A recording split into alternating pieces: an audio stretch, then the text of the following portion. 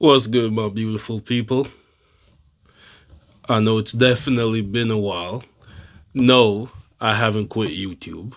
I'm still here, but been have a whole bunch of other stuff going on in the real world, quote unquote. So I've been a little bit preoccupied, so I haven't been pushing out content like I'd like to. However, we are officially in the Paramount Plus era, and there's no way in hell that I could end up missing the very first UFC event of the year. So, even though I know by the time this gets out, it's going to be a little bit late as far as cutting it close to the actual event itself, but I definitely want to put out my early predictions as we usually do, let you know what I think, get my thoughts in, and then get prepared for the big event. So let's get it. And starting out with, in order to do that, we are going to end up starting out with an early prelim opener of Adam Fugit versus Ty Miller. This fight right here, I know that might come as a surprise to a lot of people, but for me, I actually think Adam Fugit's got it. He's going to be my pick to go with. As far as this, I just think that despite the record, and I know the record doesn't look too pretty, but despite the record, I just think that he'll come a little bit more hungry. I do think that his striking, surprisingly, might be what makes the difference. I just think that he'll be able to kind of pick his shots a little bit better. I don't expect it to be an easy fight by any means necessary. I see it going by decision. I wouldn't be surprised if Ty Miller was able to get it done. However, I just think Adam Fugit is the one who's going to end up pulling this one through. But it is going to be the very first event of the year and the very first Paramount Plus event. So I'm really expecting that these guys are going to really bring it. Fugit because he needs to prove something, and Ty Miller because he's the debutant. Moving on, we have Ricky Turcoy. I was trying to pull it, widen it, but apparently that's not working. But I was trying to have Ricky Turcoy versus Cameron Smotherman. This one, I think Ricky Turcoy will get it done. And I'm not just saying that because he looks like Paddy Pimblett. But I think Cameron Smotherman can sometimes be a little bit too aggressive, which end up leaving himself open, like in the wrong times. He ends up revealing a certain vulnerability, and I think that Ricky Turcoy is completely capable of taking advantage of that. See this one ending in a finish, and I think Ricky Turcoy get it done within the second round. Overall, I just see him being the more cerebral fighter of the two, and just overall making the smarter decisions in this matchup. Moving on, we have my boy Josh Hokett versus Denzel Freeman. This is interesting because these are two fighters that we just saw in recent time. We saw Josh Hokett try to do his best Chael Sonnen impersonation, and then we see Denzel Freeman, who just had his recent victory. Be blunt, I think Josh Hokett gets it done. I wouldn't be surprised if he gets it done in the first round either. I will give Denzel Freeman a little respect and be like, he might make it to the second round. But if I'm being honest, I think Josh Hokett knocks him out within the first round. I think Hokett is a lot more aggressive. I think Freeman takes way too much time to get started. And obviously, we're just basing this primarily off their last two performances. I know they've had their careers up to this point, but they're in the UFC now. It's a different ball game. And I feel as if they are probably trying to use this opportunity to push Josh Hokett. I know there's a lot of talk of Freeman coming in as well for his debut when he had his last showing, but I know they're probably trying to push Hokett primarily to swiftly make him a heavyweight contender. So the first step of doing that is to first differentiate himself amongst his contemporaries who also debuted recently. It's really great to see how fast they're getting him in and to put him on this type of card.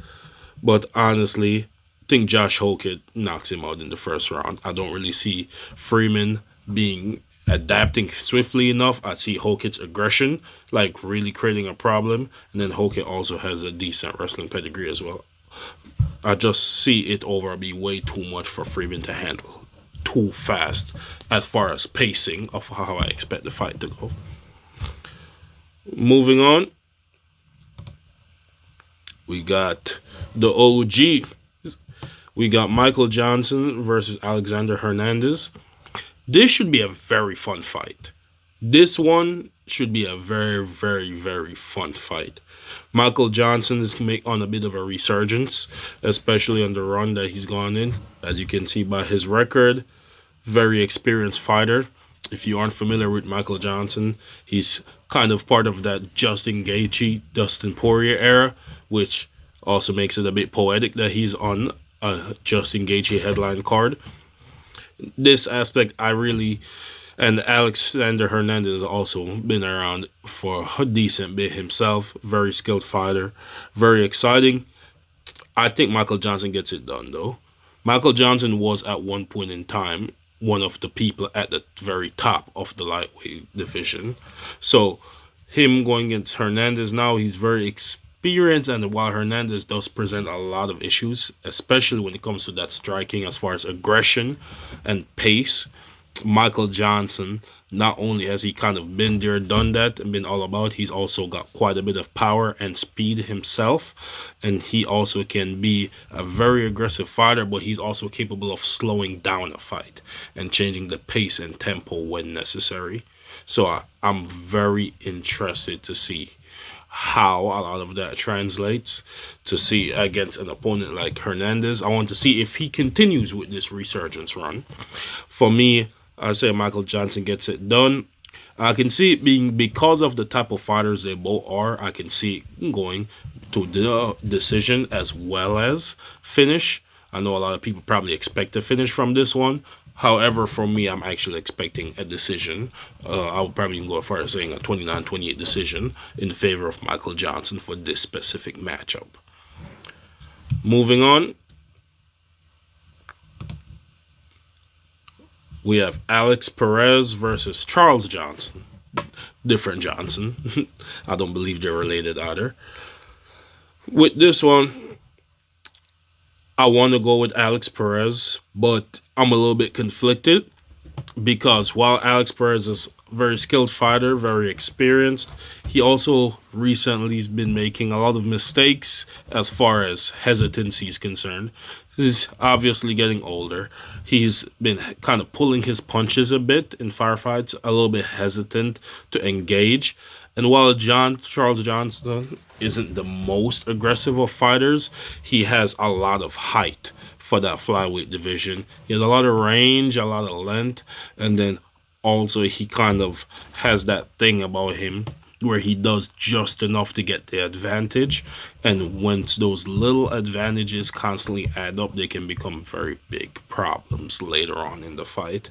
And when you match that kind of slowly advancing and improving aspect of Charles Johnson against the slow start and hesitancy that Perez tends to have at times, it becomes a terrible matchup that on paper you should probably go with Charles Johnson. However, I'm just feeling Alex Perez for this one. Don't know why specifically, but this one feels like a gut feeling for me. So I'd go with Alex Perez. I'd even go as far as saying third round finish. But I'm feeling Alex Perez with this one. On paper, it feels like it should be a Charles Johnson fight. But just my gut feeling is telling me Alex Perez gets it done. Moving on. We have, once again, it's like we really on this path of trying to resurgence fighters who've kind of been in the game for a while for this opening card. The exciting fighters who've been in the game for a bit. We have a Nikita Krylov. We saw that recent loss. However, Krylov is still overall one of the most skilled fighter, well-roundedly, for the light heavyweight bout. Very capable. And he's fighting Modestas Bukauskas. Despite saying Krylov is very skilled and well-rounded and capable, I have to go with Modestas Bukauskas. Just if we're going in the string of most recent performances, Bukauskas has kind of been that power fighter, like on a little bit of a prospect to be, so to speak. Like, I know some people might consider him a prospect already. However, I think that he still could be tested a little bit more, and this bout against Krylov is one of those tests. And I think he's completely capable of overcoming it. As good as Krylov is, Krylov can leave himself open at times. He's kind of susceptible to counters. And then Bukauskas has that power as well. Well, when you start getting to light heavyweight, a lot of people have that power. But I think Bukauskas I don't think Bukauskas is necessarily as good of a striker as Krylov is. However, I don't think you have to be. And I think that Bukauskas is the more effective striker at this point in time. And I think that he's kind of just going to overwhelm Krylov. And Krylov has kind of been a bit chinny recently. I see it being a first or second round TKO finish on the part of Bukauskas. Moving on, we have Gaethje versus Andrei Poliev, or as they've been calling Gaethje recently, the middleweight Francis Ngannou. With a nickname like that, you can kind of assume who I'm leaning towards, and it's Gaethje. Don't get me wrong, Andrei Poliev, very good fighter. It's the UFC. All of them are good fighters on paper for the most part. However, I think Gaethje is just levels above Poliev at this point in time. I think Gaethje gets him out of there early. I think it's a first or second round finish on the part of Gaethje by knockout. I think by brutal knockout as well. I expect to be a bit of a back and forth, but Gaethje also has that bit of a habit of kind of charging, similar to how Ngannou was himself, of kind of just charging, winging it at you, and Gaethje has the power that kind of enables a style like that to be successful. Do I think it's completely possible that Andrei Poliev could easily recognize the flaw in that style and catch him when he's just open and counter beautifully and take advantage of those slight moments within the chaos? Yes, it's possible. Do I think it's likely to happen? No, I don't. I think that Gaethje kind of has this one more or less in the bag as long as he goes and performs as he usually does. And I think it'll be exciting but short. Once again, first or second round finish in favor of Gaethje.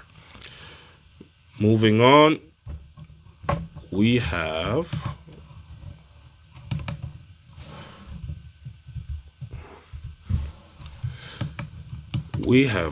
the prelim, the feature prelim, which is a fight that has been debated back and forth.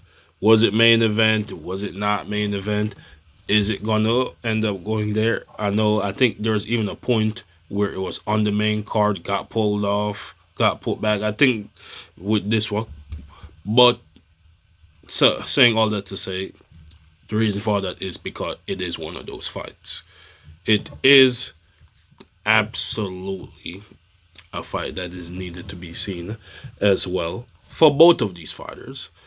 Definitely a very exciting matchup. We have the legend, Davinson Figueiredo, former two-time, I believe, flyweight champion, versus Umar Nurmagomedov, one of Khabib's cousins, as well as one of the people carrying the legacy of Abdulmalak, and somebody who a lot of people view as a future champion.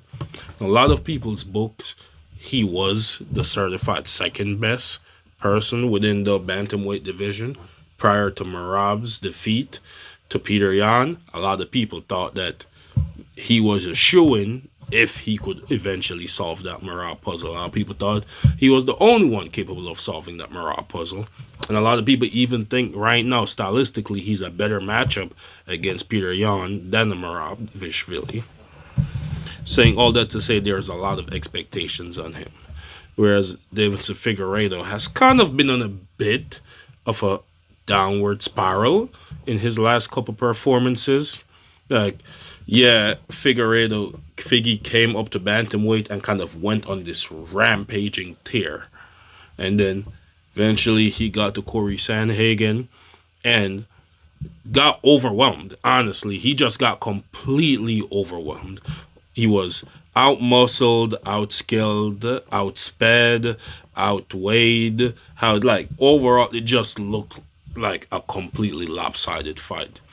And then in his last fight, even though he won, he didn't look like the same Figgy that we know him for. He didn't look like the God of War. He looked hesitant. His power wasn't making the impacts that it was. Like, it wasn't really making the rounds to the capacity that we expected of him, or have come to expect of him, which can be unfair expectations at times. Saying all that to say this, now we're putting him against an Umar Nurmagomedov, who we've seen be the first person to like actually challenge Merab since he's been on this tier. We now putting him at basically a championship. We're putting him against somebody who is a bantamweight championship caliber opponent after he's kind of been honestly pushing back and getting pushed out of that top contendership for the division. I'd like to see how he performs. I think a lot of people would like to see how he performs. But to kind of end this soliloquy and this extended exposition, I think Umar Nurmagomedov gets it done. I think Umar just overwhelmingly is too much for Figgy. We just saw in his most recent performance, Umar versus Mario Bautista. And we saw how dangerous a lot of that submission positions Bautista put on him, and the pace Bautista put on him, and even Bautista utilizing his weight. We saw those feet hooks and those submissions and leg locks that Bautista attempted, and Umar calmly escaped all of them and ended up just piecing Bautista up and slowly pulling away. I say 2-1, but I say debatably 2-1. But a lot of people gave it 3-0 Umar, including the judges, including all the judges, to be even more precise. So it is a matter of levels right now. And Umar's also beaten Corey Sandhagen, who was the person who tore through Figueiredo. I think this match on paper should be exciting, but it's not going to be so in practice. I think Umar potentially gets him out of there. I think Umar tears through Figueiredo unless a flash knockout, which Umar has been susceptible to being knocked down. And we've seen that people with power can get to Umar. And usually when that happens, he defaults to his grappling. And if Figgy is capable enough of competing with Umar in those grappling exchanges, which I genuinely don't see happening, he might be able to pull this through. But I think Umar gets him out of there, I'd say in the second or third round by finish. And I honestly think that it's completely equally possible to be by submission as it is by TKO. But let's see what happens. Umar by second or third round finish. Moving on, we got the main event now. We have the opener to the main event, which is a fight that a lot of people, including myself, are looking forward to. We have Arnold Allen versus Gene Silva. I've said this before in the past. For me, Gene Silva is my favorite fighting nerd when it comes to fighter-wise. I think that he's the most skilled overall of them all. I think he's the most well-rounded. And I think that he's the one who has the most potential of becoming a future champion. I'd even go as far as saying that despite his brutal loss against Diego Lopez, in opposite of what a lot of people are saying that he got fraud checked and exposed, I think it actually exposed the opposite of how capable he was. Because prior to him kind of getting overzealous and overly emotional and chasing that finish, he was winning that second round. And it was a huge skill gap when it came to the striking. Lopez was just the smarter fighter. Baited him better, maintained composure better, had more self-discipline. And I think that that's a lesson that Gene Silva, especially with like just how high energy his personality is, I think that was a lesson he needed to learn, even though it was really harsh. I think Arnold Allen, despite his experience, despite his skill, despite him being a high-level veteran who's also been considered one of the top members of the featherweight division for quite some time now, I don't see Arnold Allen beating Gene Silva. I know a lot of people are saying exposed time now, but we saw somebody like a Carlos Prates suffer his first defeat and then come back and going right back on the exact same tier he's been on, now being one of the people discussed for a championship opportunity.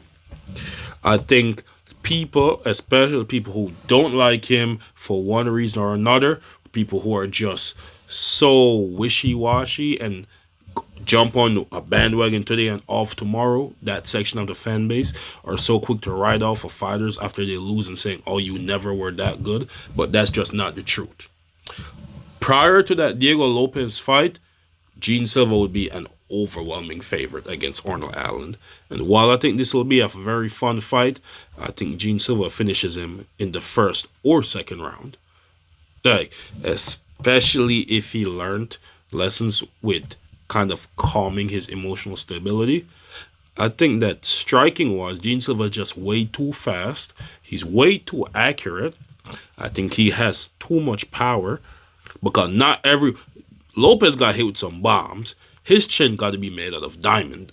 But outside of that, I don't really see every fighter just surviving those hits. Those accurate, well-flushed, fully timed speed hits, I don't see that happening. And I don't really see Arnold Allen as a fighter who's known for that. Gene Silva by first or second round finish. Moving on. We have Natalia Silva versus Rose Namajunas. Now, this is going to be a very good fight, competitively wise. We have Natalia Silva, who is one of the top contenders in the women's flyweight division, versus Rose Namajunas, legend, like former two-time strawweight champion, I believe, as well. Somebody who beat a legend like Zhang Weili twice. Phenomenal fighter. But I see a lot of people have been speaking about Rose Namajunas like she's getting worse or she's on this downward spiral or her coach. When you stick to just the facts, Rose Namajunas looks good. She's had one loss since moving up to flyweight, and it was against a top contender. And even in that fight, she was winning until she ended up not taking advantage of when she had her high momentum and just got outpaced and kind of drowned by exhaustion at the end. Very similar to what Merab did to Umar. You see that it wasn't a matter of a gap in skill, it was a gap in strategy and execution. That's all it was. Natalia Silva herself is very dangerous as far as heaviness. When I say heaviness, she has excellent gravitational control. Rose has struggled with people who are willing to utilize that size advantage on her, and especially people who, when they get a hold of her, pressure her, like do that dirty fighting, like hold her down, the dirty boxing, the put the weight on you, let you carry. People like that have always caused Rose to struggle a bit, and I expect Natalia to apply a similar strategy. I think this fight can legitimately go either way. I think that there's almost, depending on the strategy they go with, I think there's almost a 50% chance that Silva wins and a 50% chance Namajunas win. My personal opinion, who I'm leaning towards, I say Rose Namajunas by decision. I think Rose is able to kind of strategize and like outplay Silva for 2 rounds out of those three, because I do believe that Rose is the smarter fighter of the two. I think she's the more experienced. I think she's the overall more skilled. I just don't know if she's going to be the better fighter of the two when it comes to a head-to-head clash. But I think she's capable of, and I think that she is going to be on that night. Moving on, we have two of the most gimmicky fighters of here, and also one of them, I'd probably say the most active heavyweight of the entire division in recent time, in Waldo Cortez Costa versus Derek Lewis. I don't see this fight lasting long, but I expect it to be very fun. I think these two are exactly the same type of clownish. Like Waldo Cortez's Costa pirate gimmick since prior to that, following the Tom Aspinall situation, has been hilarious. And it's been excellent strategic planning as well. He's positioned himself in a way that not only has he been so active and really performing, he's also really captured the eyes of the fan bases and the UFC. Derek Lewis, old-time fan favorite for a lot of people, always been super silly, and one of those fighters who's known to be incredibly heavy-handed. How these two match up? I think Cortez Costa wins. I think Cortez Acosta wins because I think Cortez Acosta is just better than Lewis. I think he's more skilled. I think he's got a better fight IQ. I think he has a wider skill set as well. That doesn't mean he's actually going to win. Because Derek Lewis is smart. Don't get me wrong. You might not see it because of how goofy he acts, so it's easy to overlook because of the antics. Derek Lewis is a very smart fighter, and he's a very dirty fighter, and that's a terrible combination to go up against. Derek Lewis is a fighter who himself has said constantly he will abuse the rules to suit his purpose. He's the type of fighter that has said out of his own mouth, if I need a break, I'll eye poke you, say it's an accident, so I can catch a couple of seconds and go back in. He's the type of fighter who you've hit him and it didn't affect him and he acted like it hurt. Then you got close and he knocked you the fuck out. Derek Lewis is like that. And that just creates a lot of chaos that's difficult to anticipate and plan for. Cortez Acosta, though, is the better boxer. He's might not has hit as hard as Lewis, but he hits very hard in the heavyweight division. Doesn't matter who hits harder, because whoever hits cleaner or clean enough is going to knock them out. And these are two people who have dynamite in their hands. Costa has the better footwork, and Costa has the better reach advantage. Costa has every advantage outside of creativity. Once again, the antics Derek Lewis mixes into his fight strategy, and outside of quote unquote the unknown. Derek Lewis can be too chaotic at times, and while his strategy is basically swing and a miss, big swinging punch, he's not the type of fighter you can just push aggression with, because you could end up opening yourself up. So, but I think Costa gets it done. I expect first round finish. With the type of fighters these guys are, I think it's a first round finish for Waldo Cortez Acosta. I think he's been on a crazy run, on a crazy tear. He's only lost to Sergey Pavlovich, and even that fight was a pretty close fight. He came out with a better start than Sergey, with what we were expecting. And Sergey's knocked out Lewis. So, when I look at all of this on paper, unless Lewis managed to get him to drop his guard and catch him slipping, I think Cortez Acosta gets it done. Moving on, we have the co-main event of Sean O'Malley versus Song Yadong. And this fight is very interesting because O'Malley, for a while, is kind of considered one of the better strikers one of the top strikers. Is considered one of the top strikers within the bantamweight division, whereas Song Yadong been about for a little bit, looking great, good striker, good well-rounded fighter, And he's kind of one of those people who has really been building himself in recent time and positioning himself to be a contender. However, let's call a spade a spade. This, on paper, the UFC would like Sean O'Malley to win. They've been constantly trying to push him as a star for quite some time. And they're trying to put him in a position that of all the challengers, let's get the least challenging one for him. And that's generally what I think this is. I think Song Yadong is a phenomenal fighter who's completely capable of winning this bout. I just don't think he will. I think Sean O'Malley's style is very difficult for Song Yadong.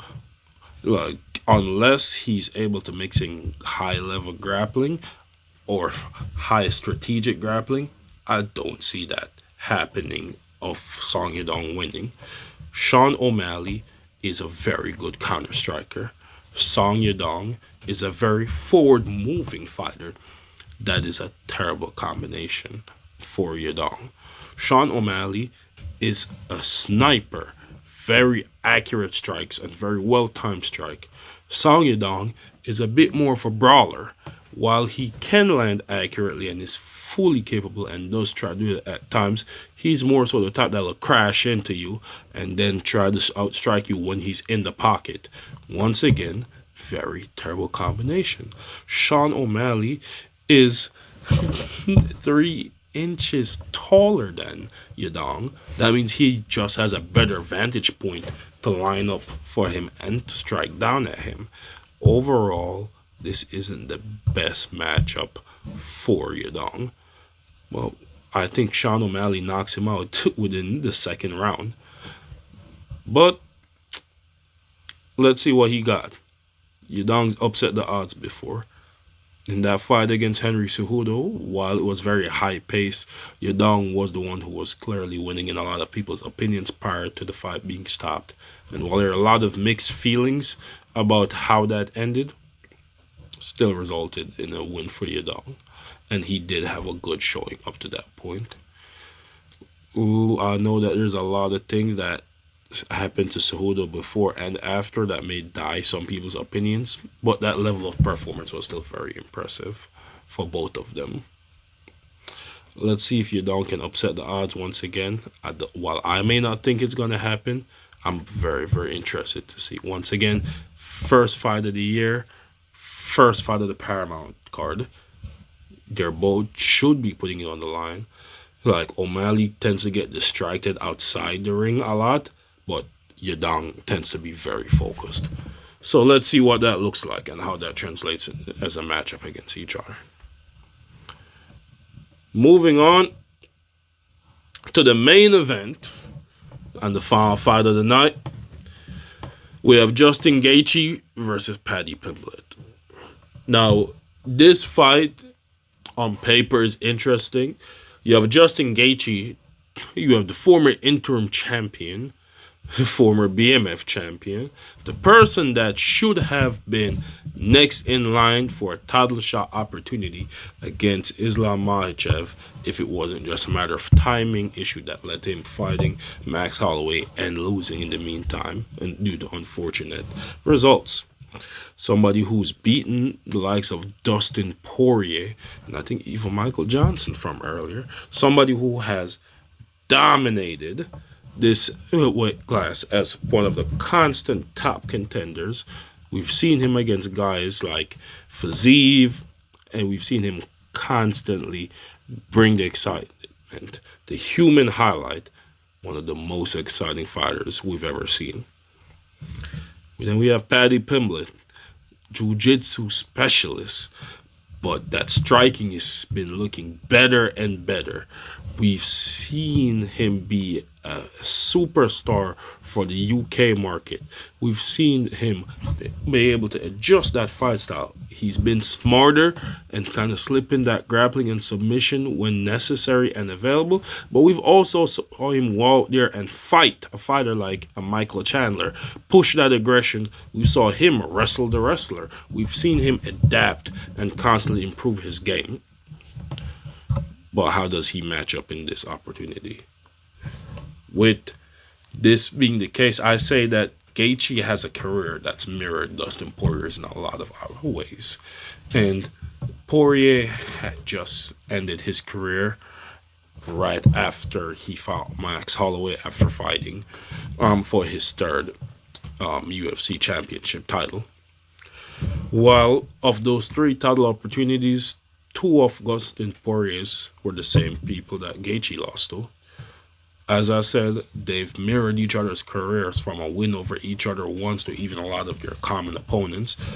And could this be the opportunity for Gaethje to draw that separation for once and for all, by winning this fight and then going on to actually win the championship? I don't think so. Yeah, Paddy Pimblett has a little bit more history with the current champion Ilia Topuria, but with all of that, Paddy Pimblett, I think, is just a better fighter. I think, and to make it even worse, I think Pimblett is a better fighter right now. And I think Pimblett is getting better. Pimblett, without a doubt, is a better grappler. Yes, I know. Fans say a million times, Justin Gaethje is this superstar wrestler, and he did all these accomplishments, and he was all American this and that. Justin Gaethje has wrestled within the UFC maybe thrice, and two of those times were attempts against Rafael Fiziev, with only one of them being successful. I don't care about Justin Gaethje's wrestling pedigree. It literally means nothing because it's never won him a fight. When you look at Paddy Pimblett is an actual grappler. Paddy Pimblett can wrestle. Paddy Pimblett has incredible submissions and overall jiu-jitsu. Gaethje has been submitted twice in title opportunities. When you add that to the fact that Pimblett has been improving his striking. Now, don't get me wrong. So is Gaethje. Gaethje's not the wild slugger that he used to be when he first got in. As we've seen in even his bouts against Fiziev, he's tightened up that boxing. His striking's a lot sharper and cleaner. He looks so much better. He really, really, really has made a lot of improvements in how he does things. But that doesn't change the fact that the simple reality is it enough? And it probably isn't if he doesn't land cleanly. Gaethje's got power. He's got really fast combinations. He's not a 1-2 puncher. He hits you with a 3-4 piece. And with each shot really connecting, that's a lot to handle, especially when you mix in the leg kicks. And he has killer leg kicks. But Paddy Pimblett, honestly, is just too well-rounded of a fighter. And he's improving too thoroughly. Paddy Pimblett used to have big gaps with his striking, and he's been cleaning that up. It's still not pretty, but it's effective. His jiu-jitsu has always been a problem. His mentality has been changing. He's kind of been embracing a bit more of the villain role. And he's shown that in his fights. Willing to go forward a lot more. Willing to be a lot more directly engaging. We saw it against Michael Chandler. I know, not a great example for somebody who's been on such a downward loss, but we've seen Chandler versus Gaethje. And that was a brawl fest until they won. And once again, while Gaethje has improved since then, and it could be argued that Chandler's only regressed, but when you see the difference in the quality of performance, Pimblett just beat him up. And while I don't think Pimblett is just going to beat up Gaethje, I don't really think Gaethje's got what it takes to just overwhelm Pimblett if he can stand up to that power. And that is the big if. How much of an impact and difference is Gaethje's power going to make on the results of this fight? If Pimblett can't handle it, he's going to wither, and Gaethje's going to break him. But if Pimblett can just handle the power, and I'm not talking cleanly, because I don't think anybody can handle properly clean shots from Gaethje consistently. But if Pimblett can just handle the shots and just stave off enough power by countering and parrying and slipping just enough, or just making them not be clean lands. I think Pimblett got what it takes, and I think Pimblett gets Gaethje out of there. I say Paddy Pimblett by a second or third round submission. I think that after that, Gaethje retires. Overall, it's looking like a pretty fun card for the first event of the year and the first event of the Paramount Plus. I hope y'all got your subscriptions. I got mine, and I usually don't pay for this stuff, but I'm excited. It's good to be back. Hope y'all had a blessed day. Look forward to see y'all later. Till next time, peace.